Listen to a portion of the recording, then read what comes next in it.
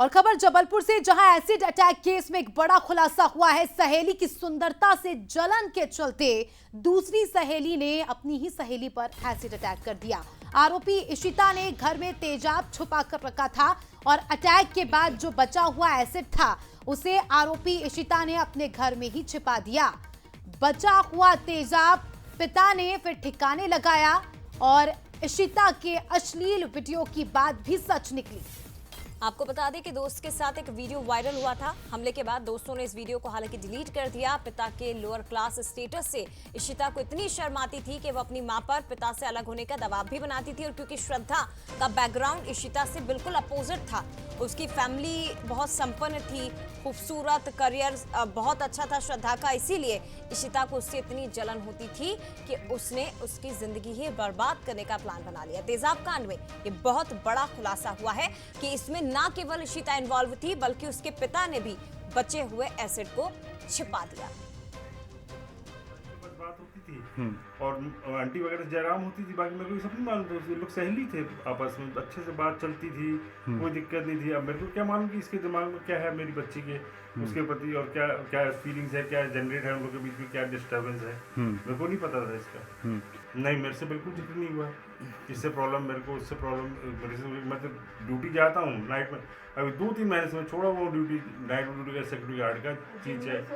चाहे यार सो रहा है बंद उस रूम में, की आवाज तो नहीं आएगी। हाँ, चाहे यार नौकरी करता हूँ मैं, चौकीदार की सिक्योरिटी गार्ड की, बस वही ड्यूटी करता हूँ मैं, अपनी ड्यूटी को लगा वो।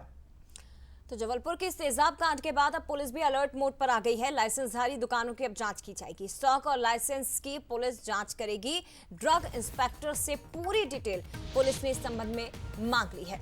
तो श्रद्धा दास एसिड अटैक के बाद कार्रवाई और तेज हो गई है। तय सीमा से ज्यादा एसिड जहां पर भी बेचा गया है उनके खिलाफ एक्शन लिया जाएगा। गलती मिलने पर देखिए दुकानदारों की अब खैर नहीं होगी। आरोपी ने अनुप्रास एंटरप्राइज से एसिड खरीदा था और यही एसिड अपनी सहेली के चेहरे पर फेंका। उसके बाद पुलिस एक्टिव मोड में आई और लगातार सारी फार्मेसीज और दुकानों की जांच शुरू कर दी। सोनल पांडे हमारी सहयोगी फोन लाइन पर जुड़ चुकी है। सोनल, जबलपुर का तेजाब कांड, बहुचर्चित तेजाब कांड, और उसके बाद अब जिम्मेदार भी एक्शन मोड में आ गए। जी बिल्कुल, कहा जा सकता है कि आज जो इशिता थी उसने जबलपुर स्थित सिविक सेंटर की एक दुकान से, जहां पर उसने इस एसिड को लिया था, एसिड को लेने के बाद उसने अपनी दोस्त श्रद्धा को भी ये कहा था कि आंख बंद कर लो। जैसे ही श्रद्धा ने आंख बंद की उसके ऊपर हमला कर दिया। इशिता ने इस पूरे मामले को लेकर सल्फ्यूरिक एसिड कहाँ से खरीदा, कैसे खरीदा, पूरे इस मामले को लेकर पुलिस ने इस पूरे मामले को रडार पर ले लिया है। ग्वारीघाट पुलिस ने एसिड बेचने वाले के लाइसेंस और स्टॉक की भी जाँच के लिए ड्रग्स इंस्पेक्टर को एक लेटर लिखा है। जांच में गड़बड़ी मिलने पर दुकान संचालक पर भी कार्यवाही कही जाने की बात कही है।